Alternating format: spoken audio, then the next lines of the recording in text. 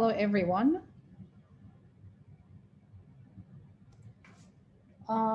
Last week, we talked about requirement inception, followed by the primary investigation procedure, including feasibility assessment, whether it's economic feasibility or operational feasibility or technical feasibility or many others, as a primary investigation step in the inception process before even we proceed to the elicitation, to determine the feasibility of the project and to come up with a decision to proceed or not to proceed. And then we started requirement elicitation by showing the main steps in requirement elicitation, including requirement resources. And then we also have covered materials on stakeholder analysis and some fundamentals notations on elicitation techniques. In today's class, we will primarily focus on requirement elicitation techniques. So now it's time. So we did inception. We have the impression that this project is worth investigation, like further investigation. So we're gonna proceed and perform elicitation. Elicitation means gathering to the requirements. And there are two fundamental categories for requirement elicitation techniques. They could be either classical techniques or they could be modern techniques. So a few points that you should be aware of is elicitation is not acquisition. In other words, requirements are not available like sensor data. It's not just like to read them systematically. Requirements would need a lot of effort to be collected, to be gathered, and also to be analyzed. Elicitation as a process in the requirement engineering process is not specification and it's not modeling. It's all about gathering of requirements. As we know before, requirement engineering actually would determine the success of the mission, which means the project development. Elicitation would be a major factor to determine the success of the requirement engineering process. So if you would like to obtain a successful requirement engineering process to guarantee a final success of your project development, the elicitation is the crucial step. Successful elicitation would mean successful requirement engineering, which in return would mean successful mission completed. Let's now formally define requirement elicitation. So there are many definitions, formal definitions to requirement elicitation. I just want you to focus on this one in particular because we're going to use it from now on. The requirement elicitation is the process of acquiring or gathering all the relevant knowledge needed to proceed a requirement model for a problem domain. So in this definition, we do have a problem domain that we would like to generate at the end the requirement model. And this could be done by acquiring or gathering the relevant knowledge and requirement needed to build such requirement model of the specific problem domain. Keep in mind that this definition actually implies that elicitation itself is about understanding some particular problem domain. So we start by understanding the problem domain that we would like to provide a solution for. And then once we do have this clear understanding of the nature, features, and boundaries of the problem, that's where the analyst can easily proceed with the formal statement of the problem, which means requirement specification. And of course, subsequently, we would be easily for us to validate the requirements. And these two steps cannot be completed unless we have a successful elicitation process. So let me summarize for you the main steps in requirement elicitation process, which we have previously addressed. In this graph, we will see it in even more details as compared to what we had before. So the process of user requirement elicitation always starts with understanding of the problem domain. You need to spend more time on understanding the application, the problem domain, what are the main target of the project scope, and then next you need to identify the source of the requirements. What are the major source of requirements by which you could easily elicit or gather requirements. It could be from documentations, it could be from stakeholders, interviews, it could be from questionnaires provided to stakeholders, or it could be from research documents, or it could be even from existing systems documentations. And then the third step is analyzing the stakeholders, which we have addressed in more details in previous week, which is a major step in requirement elicitation in order to guarantee that we identify all the stakeholders in the project and their impact and their power. Once we perform the stakeholder analysis, now we need to provide recommendation of which elicitation technique we should use to elicit the requirement for such a project. Once we make a decision or we recommend a technique or even some techniques to elicit requirements, we would start step number 5, which actual elicitation to the requirements. Last week we stopped at this step. However, in a detailed elicitation process that later on will be used for further analysis, we need to proceed to classifying and organization of the requirements, and then do a little bit of negotiation to the requirements. And once we were able to classify, organize the requirements, it's time to prioritize the requirements. And of course, we would define in documenting those requirements and validate the requirements.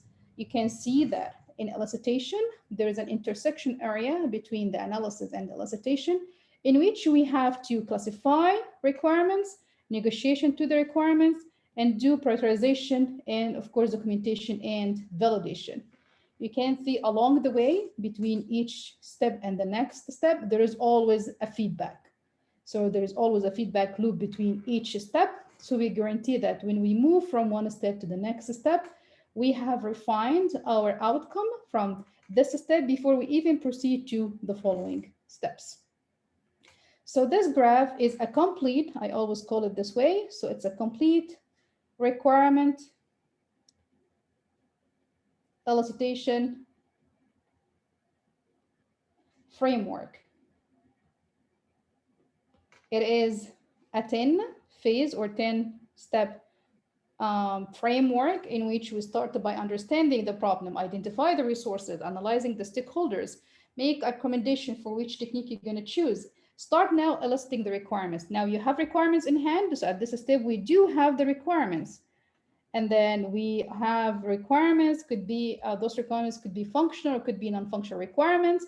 And then we need to classify those requirements and organize those requirements in a way that it's easy for the analyst to negotiate over the requirements and prioritize the requirements as well. Finally, you need to document and then validate the requirements. And if there's any conflict in the requirement, these conflicts should be resolved. So there are many elicitation techniques actually in the market. It's really hard to say or to even to make a conclusion that this technique is suitable for all the projects. We cannot just say that. We cannot just say that interview works all the time or questionnaire is working all the time. That means that not all elicitation techniques can actually be a good fit for every project. So if I would ask a question saying, is there a universally best methodology or best elicitation technique? My answer is no, there is no best technique. It is project specific. So for some projects, interviews might be a good option. However, for other projects, interviews might not be a complete option to elicit the requirements. And at this point, either you would replace it with a different elicitation technique or you combine it with another elicitation technique. For example, in some projects where it needs real observation, then maybe you would start by site observation. So observation itself is an elicitation technique. And then later on, you would complement the observation results with interviews with stakeholders. That means, can I combine methodologies or techniques? Yes, maybe we can. But you should keep in mind that when selecting an elicitation method, so I do have many methods, I need to make a recommendation at this stage, which elicitation method I would choose. You should consider factors as the nature of the project, the organizational structure, the type of the stakeholders, before deciding which technique works the best. And as a matter of fact, among all the elicitation techniques, brainstorming, document analysis, interviews, prototyping, workshops are the most widely used elicitation techniques. So in today's lecture, I'll introduce you to many elicitation techniques. The mostly widely used ones are the brainstorming, document analysis, interviews, prototyping, and workshops. We do have many others. Each technique has its own advantages and disadvantages. And as I said before, for some projects, it may be recommended to combine two or more elicitation methods to guarantee successful requirement gathering. As you can see here, there are many elicitation techniques that are available in the market, including questionnaires. You could just like provide a list of questions to the stakeholders and collect answers from the stakeholders. And based on these answers, you could easily retrieve requirements from the text or like from the answer text. Or you could do one-to-one interview or one-to-many interview with the stakeholders. Still, you're going to ask questions, but those questions could be open-ended, it could be closed-ended, it could be a structured interview, could be unstructured interview. It could be short answered questions. It could be long answered questions. No matter what your strategy is, this is a one-to-one meeting with your stakeholder. And of course, the most commonly technique for eliciting requirement is the use cases and scenarios. So far, we have addressed these elicitation methods as part of the fact finding, which we talked about it before in the requirement inception. So as I said previously, fact-finding techniques are used in either inception or in elicitation, and some of them actually could be even further used in the analysis and specification phases. So some other elicitation techniques that are available and also used in the market, including analysis of existing systems. So I could actually gather recommendation through the analysis or reviewing existing systems. I could do, I could easily gather requirements through documentation or document analysis. There's also disclosure analysis, task observation, or sometimes it's called task analysis, brainstorming, ethnography, joint application development, the JAD technique, prototyping, pilot system, reverse engineering. So we will cover most of these techniques, not all of them, but we will try to cover as much as we can. We will cover analysis of existing techniques, document analysis. We will do task observation, brainstorming, ethnography, the JAD techniques, prototyping, and reverse engineering. And actually, to add this, we will also do workshops. So along the way, I will talk about advantages and disadvantages of each of those techniques, how these techniques are actually performed together in elicit requirements. And then finally, I will provide you with a comparison between those techniques based on the data that they are used to collect, what type of data they are used to collect, and in addition, some features of each of those techniques. So as I said before, elicitation techniques can be categorized into two categories. The first one is called classical, and the second one is called modern. So classical requirement elicitation techniques, and these are the techniques that have actually been used for a long time, and they have been tested and proven as successful methods. So yeah, like if you would trust, you would start first by the classical requirement elicitation techniques, and then maybe later you will complement it with some of the modern techniques based on the project that you are working on that would need one or two or even more of elicitation methods to gather requirements. So examples of classic requirement elicitation techniques include interviews, questionnaires, introspection, analysis of existing systems, document analysis, observation, and social analysis. So as I said before, interviews, you just like provide an interview or like conduct an interview with the stakeholder. Questionnaires, you prepare a list of questions to be posted and sent to the stakeholders for their answers. And then I will also talk today about those four methods that are commonly used as classical methods, including the introspection, the analysis of existing systems, document analysis, observation, and even social analysis. So observation always come with a factor of social analysis or social implication. So on the other hand, modern requirement elicitation techniques include scenarios, which is the use cases, brainstorming, prototyping, the JAD method or JAD technique, task analysis, workshops, reverse engineering, domain analysis, and goal modeling. In today's class, we will cover from brainstorming up to reverse engineering because scenarios or use cases have already been covered before. So we will now talk about some other modern elicitation techniques, including brainstorming, prototyping, JAD, task analysis, workshops, and reverse engineering. And later on, when we go into the last stages of the elicitation process, in which we would need some prioritization to the requirements or even conflict relief from the requirement in requirements, we will talk more about goal modeling. So goal modeling is used in elicitation, and we need to address it, but it won't be in today's class. We will talk about it in later classes when we talk about requirement prioritization.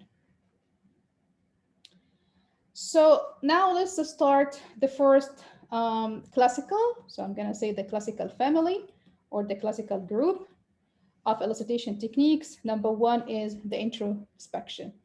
So what is introspection? Introspection is a very basic technique to elicit requirement. It's very naive. It just assumes that the requirement analyst would actually imagine what kind of system is required. So more or less, it just required the analyst to develop requirements, but only based on what he or she believes the users and the other stakeholders want and need from the system. That means there is no interaction between the analyst and the stakeholders. It's all about the analyst imagination or analyst thought or analyst experience about the field and the impression that the analyst will feel or would understand that these are the set of requirements that would be required from the users and the stakeholders in order to build such system. So because it's really basic technique to elicit requirements, like you are not actually interacting with the stakeholders and you haven't even reviewed any documentation or you didn't do any domain analysis. The only thing you have done is you just like develop requirements based on what you believe as an analyst that the users and the stakeholders might want from the system. And of course, you would need an expert for this. So you assume that the analyst will be a really expert in the system itself. So if it's a healthcare system or if it's an agriculture system, so the analyst is familiar with those topics and he or she doesn't need to go to the stakeholders and provide more detailed elicitation process. More or less, it would be just about those requirements that have been developed through the individual work of the analyst. So with that being said, introspection is just only used as a starting point for other requirement elicitation efforts. So it means you cannot use introspection as an individual elicitation method. It's just a starting point. One of the some of the advantages of using introspection is it really helps other elicitation techniques. As I said, it's just a good starting activity for interviews, for example. It could be a good starting activity for questionnaire. So at some point, we do have base knowledge, and then we will enrich the base knowledge based on other requirement elicitation method. And of course, using the introspection, there is no cost of this technique. There is no cost associated with conducting any workshops or even interviews or even reviewing documentations. However, it suffers from major disadvantages because it could be inaccurate, which is true. Like, how would you trust that this person can identify 100% of the requirements with a deep understanding of the domain and the system? Also, unlikely that the introspection method will actually reflect the stakeholder goals. And in case of you, if you decided as an analyst to use the introspection, the analyst should not only be familiar with the domain and the goals of the system, but also should be expert. So the expectation is really you aim high. You assume that the person who actually gonna do introspection is an expert in the business process of the users and the project in general. So that means this technique would actually require huge experience of the requirement analysis analyst in the field.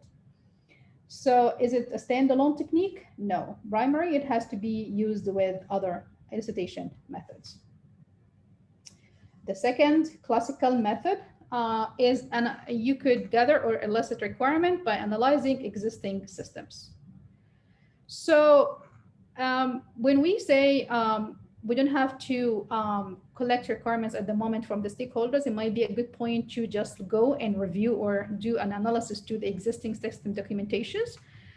It's really useful when it's about to build a new improved version of an existing system. So this technique, you would recommend using it as an analyst if you actually require to build just like a new version of the existing system. So the first elicitation approach would be to analyze the existing system.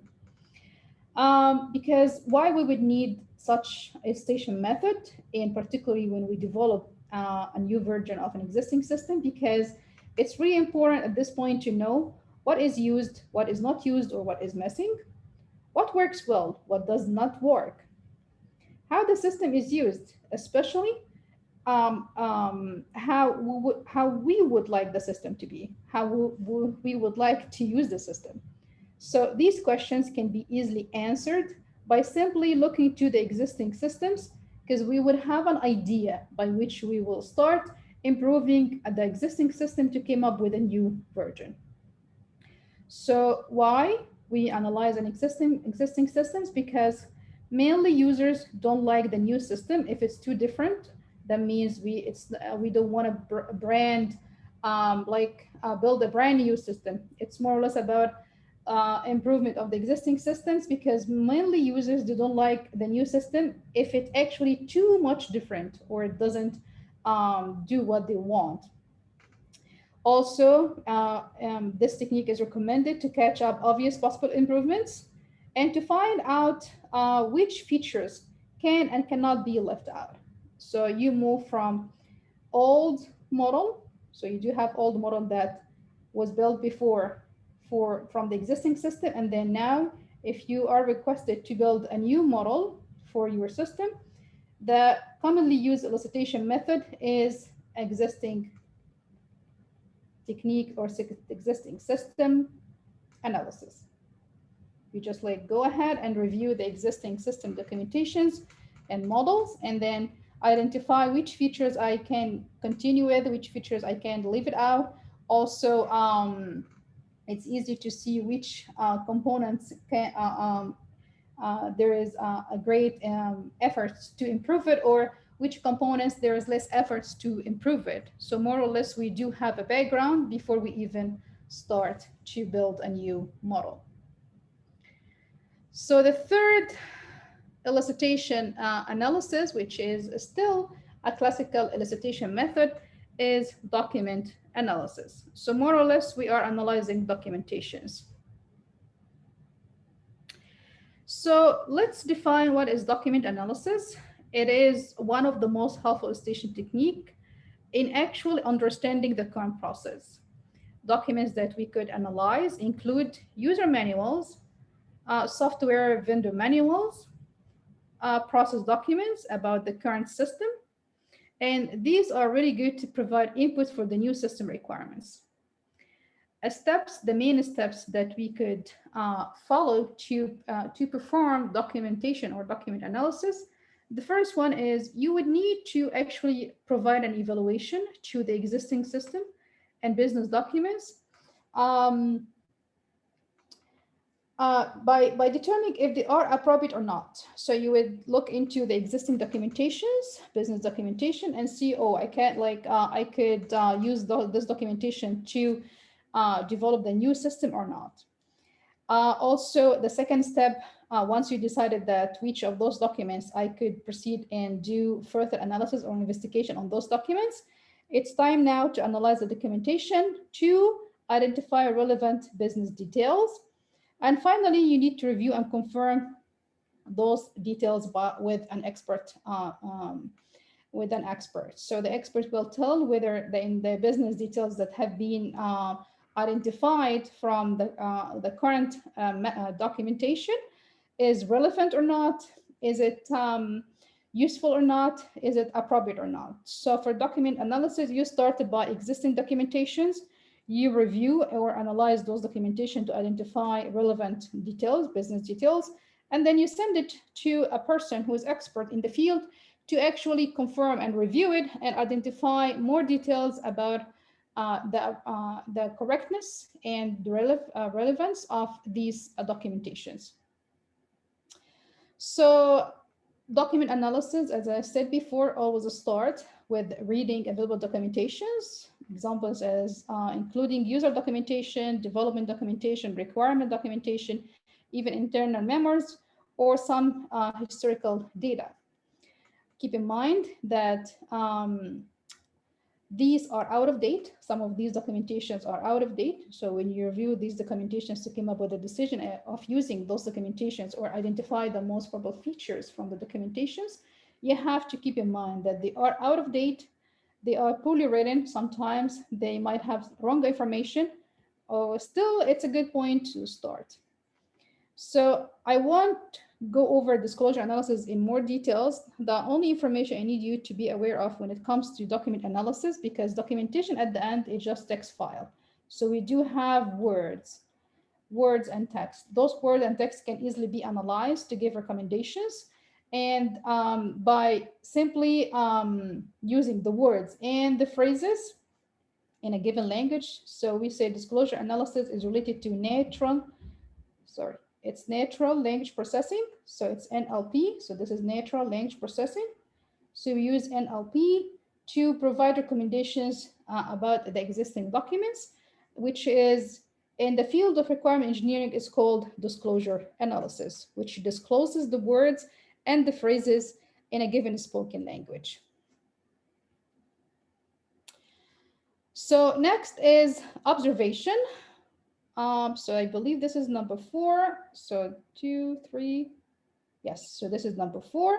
So number 4, which is another classical requirement elicitation method, is observation.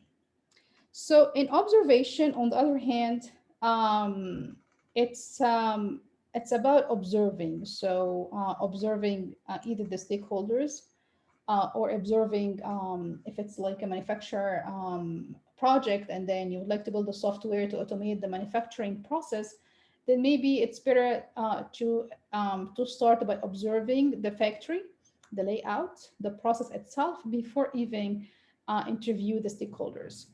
So observation always comes with social analysis. So more or less there is a little bit of social analysis or social communication that comes in place to provide an accurate observation results. So in the field of requirement engineering, we refer to social analysis as observation. So observation is defined as a way or a method of gathering and collecting requirement by observing the people doing their normal work. So that means you have to go to their workplace and do observation. This method is generally used to find additional requirements that needed by the user. And we use observation when we understand that the user is unable to explain their expected requirements from the new product and problems with the existing product. So when there is a misunderstanding or even the user cannot express their expectation, or they cannot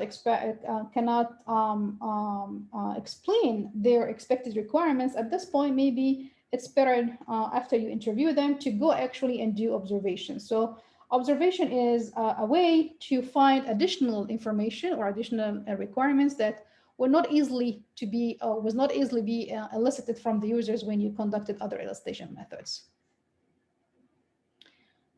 So observations always can be supplemented later with questionnaires or with interviews. So when we supplement observations with questionnaires, mainly we do this based on what you know now, and which is the start of the observations. And then you will need to answer questions that need comparison or even confirmation.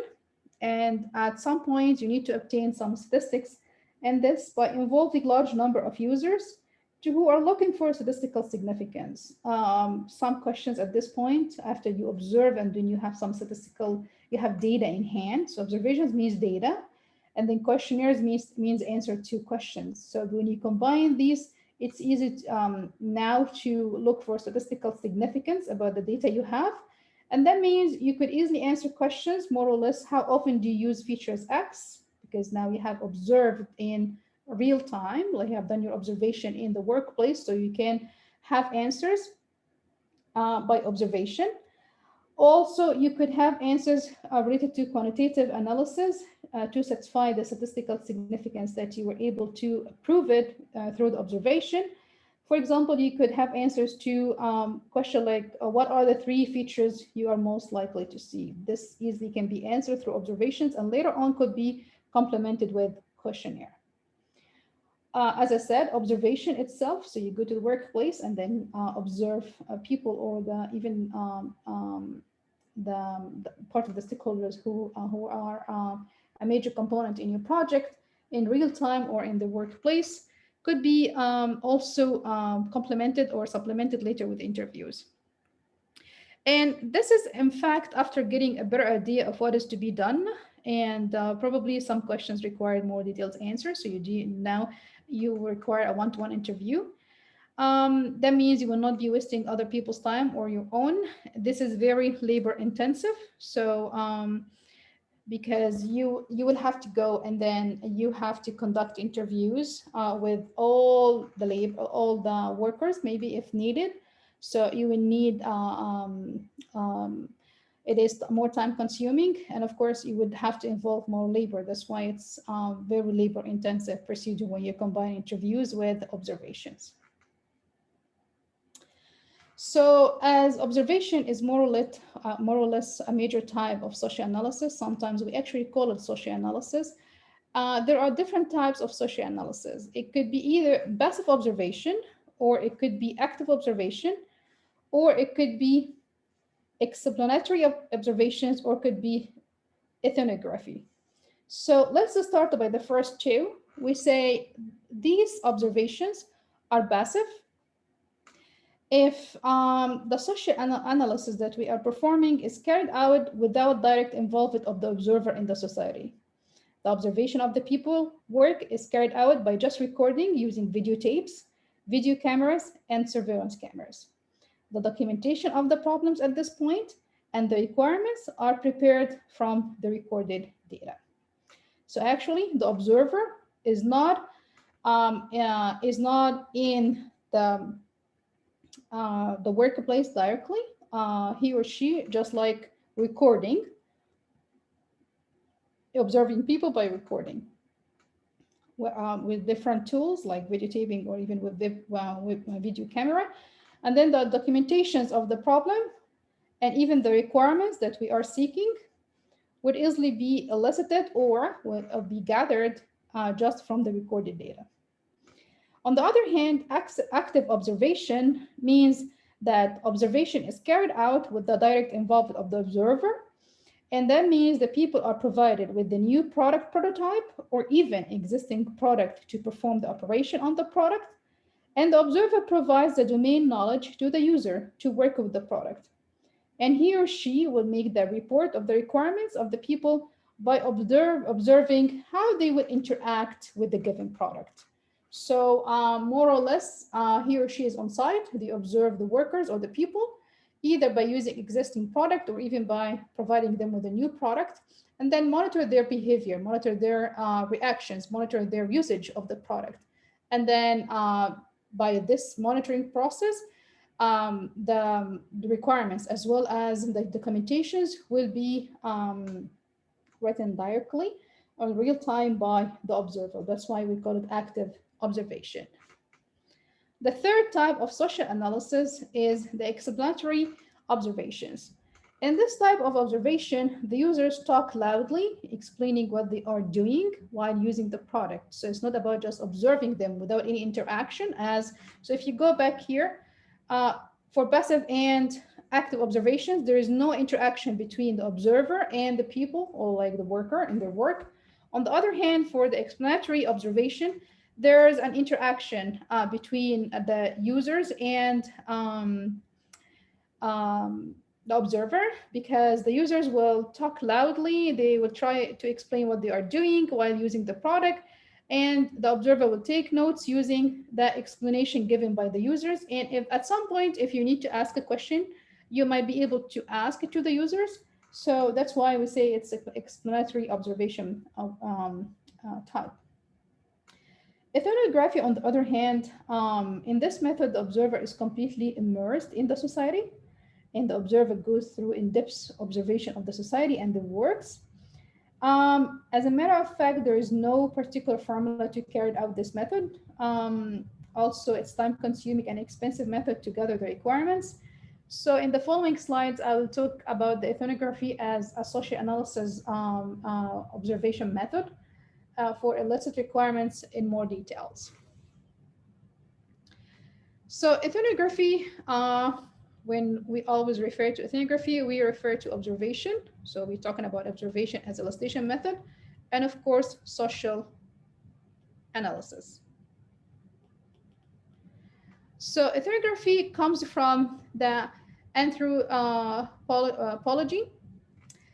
which actually means writing about the culture.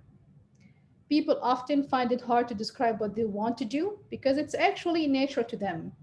So sometimes at this point, the best way to understand and lessen the requirements is to observe them at work. And the observer is really involved in the society right now. Ethnography is a technique from the social science, which has proved to be valuable in understanding the actual work process.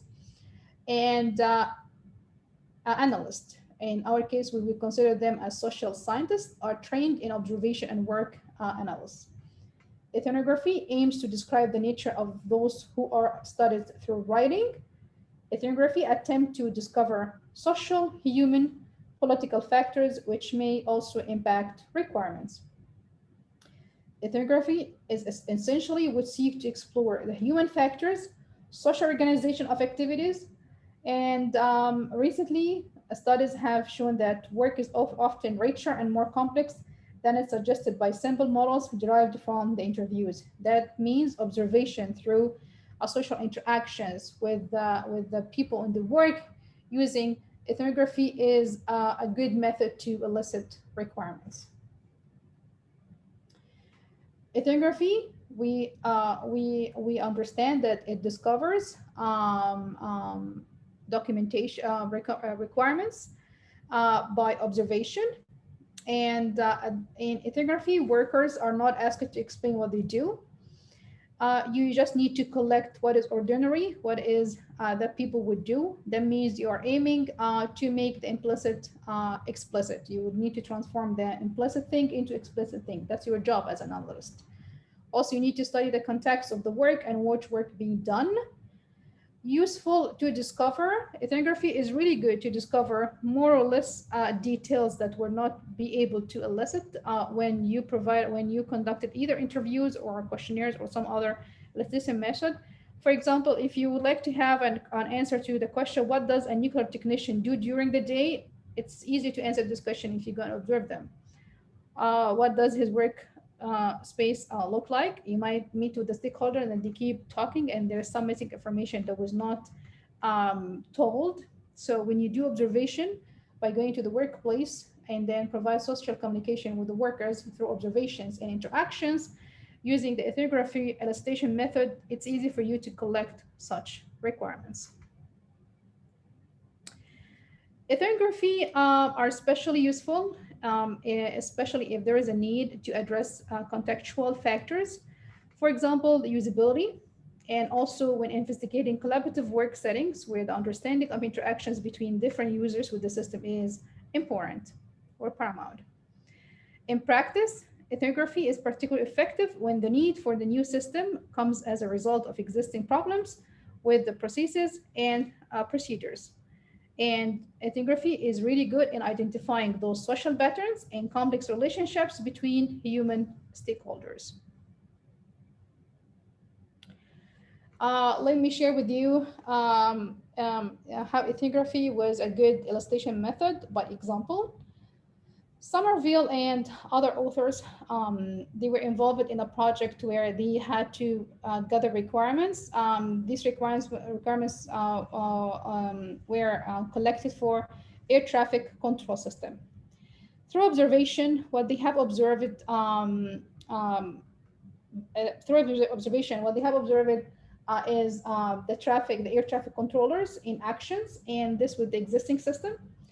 And then after observation, they came up with some surprising observations. They found out that controllers often put aircrafts on potentially conflicting heading with the intention of fixing them later. And also the system would generate an audible alarm when there is a possible conflict. The controllers close the alarm because they are annoyed by the constant warnings. So these are the observations that they were able to collect. After these observations, they will have incorrect conclusion. That means the controllers don't like audible alarms because they close to them. As a matter of fact, using the ethnography, by looking to the social interactions and how they act, the workers would act and respond to the controller, the alarms. It just turned out that they don't like being treated like idiots. It's not because they don't like the audible alarms. It's just because they don't like to be treated like idiots. So a more accurate observation using the ethnography, which means they have to observe the social interactions and maybe verbal communication with the workers to come up with an accurate observation. It ends up that the initial observation was not correct. And when they interacted with the workers, they came up with an accurate observation that they actually don't like being treated as an idiot because it's not about just hating the audible alarms. So why our more or less advantages and disadvantages of the ethnography? Ethnography is really useful if you are, as analyst, interested to collect requirements that mainly related to quality. So the quality attribute requirement, you just need to do observations, and observations by social communication and observing workers at place who are, and yourself as an analyst should be socially involved with them,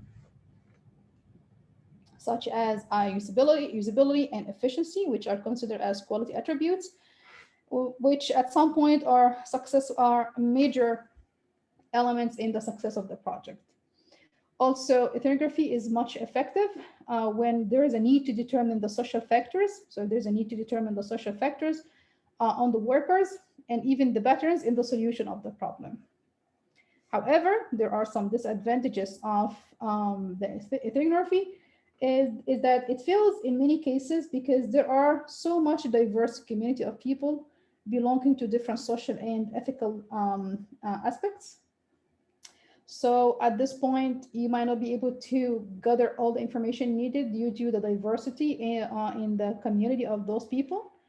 Also, it's difficult to analyze the social requirements of the people, and hence that means you would need some psychiatrists that require to provide their services. So that means more cost. So at this point, that's cost. If you as a common analyst cannot analyze the social requirements. So the social requirements is part of the ethnography in which you collect not only the traditional quality attribute requirements that are related to social requirements of the people, If it's hard for you to analyze it, you would involve different type of employee, like the psychiatrist, and that means more cost.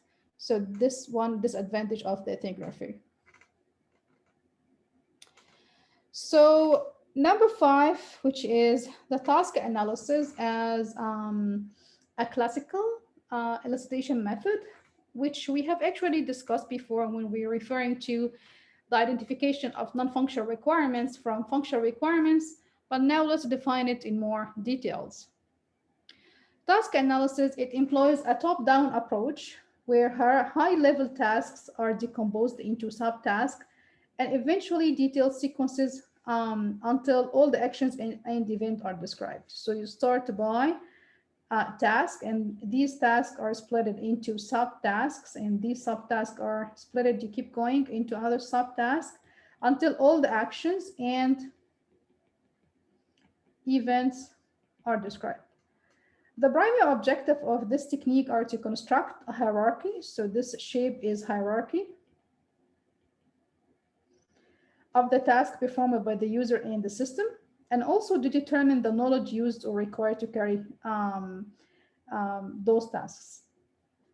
Task analysis provide information on the interaction of both the user and the system, and this actually with respect to the task as well as the contextual description of the activity that takes place. In most cases, effort is required to perform through task analysis. So because you need to split, you need to do a little bit of decomposition of those tasks into subtasks. So there will be considerable effort through task analysis. And it's important to establish level of details because you need to be aware of the subcategorization of those subtasks within each task and events and actions within the subtasks along the way in the hierarchy. So that means there is a level of detail that is required and needed when components of the task need to be explored further in more details.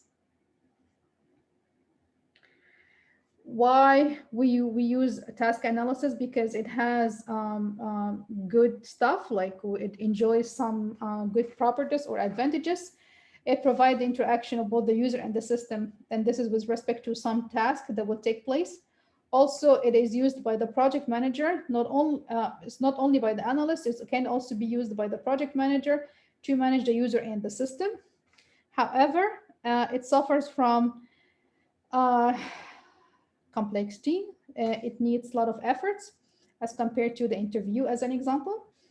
And also the detail of the hierarchy levels is mandatory in task analysis, and hence it needs a lot of details for the low-level tasks. So at the point where you go all the way down from the primary tasks into the low-level tasks, there's a lot of details that are required, which add more complexity to the task analysis procedure.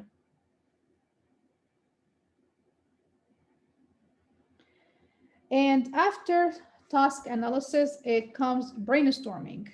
So brainstorming is all about, it's a modern technique, and it's more or less related to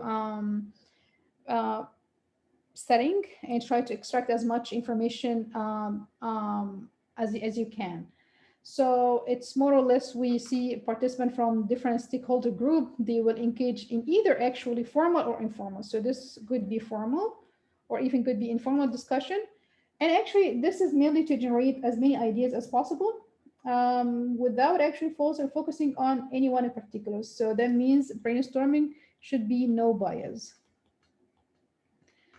It's important to avoid exploring or critiquing ideas in great details. It's not usually the intended purpose of brainstorming session to resolve major issue or even to make key decisions. So in brainstorming, it's only about extracting or generate many ideas as much as we can. You should not be biased to any idea. And also keep in mind that in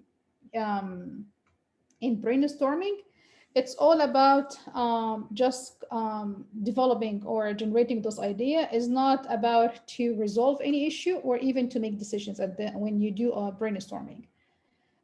This technique is often used for develop the preliminary mission statement of the project and target system, One of the major advantages in using brainstorming is that it promotes free thinking and expression. And it also allows the discovery of the new and innovative solutions to existing problems. Brainstorming is considered as a method, an elicitation method, in which we invent new ways of doing things, or even to identify things that are unknown. So we use brainstorming when there are few or even too many ideas.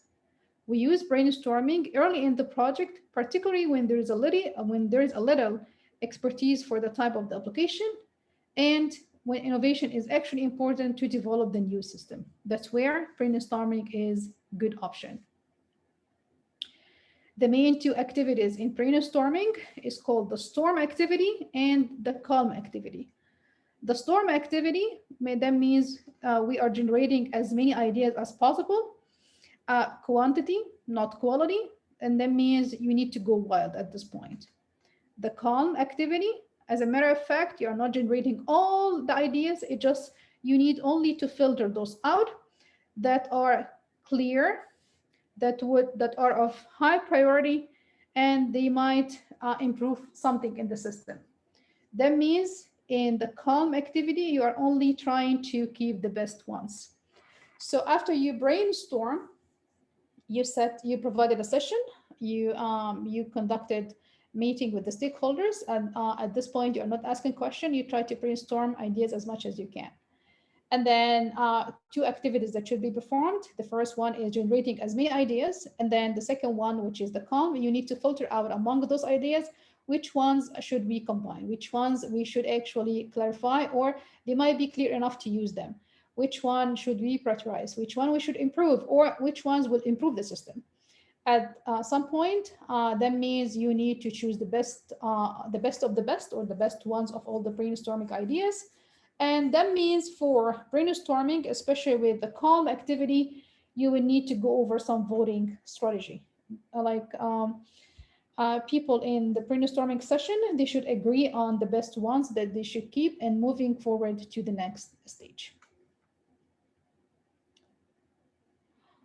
Main objectives of brainstorming is about two words. The first one, you need to hear and you need to encourage as an analyst. You need to hear ideas from everyone, especially those unconventional ideas. You need to keep the tone informal and non-judgmental. You need to keep the number of participants reasonable. If too many participants, you need to consider a playoff type filtering and invite back the most creative to multiple sessions. You need to encourage, and that means it's all about creativity.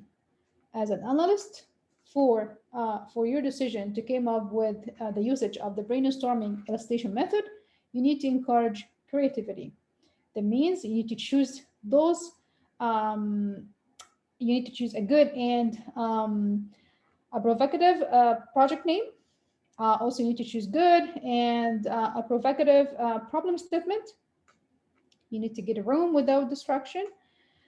You need to provide appropriate mockups or like prototypes. So brainstorming always comes with two words: hear ideas and encourage creativity.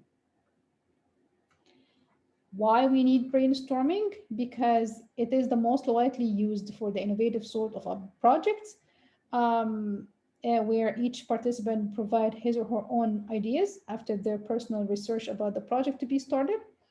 Also, this technique is often used to later make a decision about the requirement of the projects. It promotes free thinking and expression of ideas.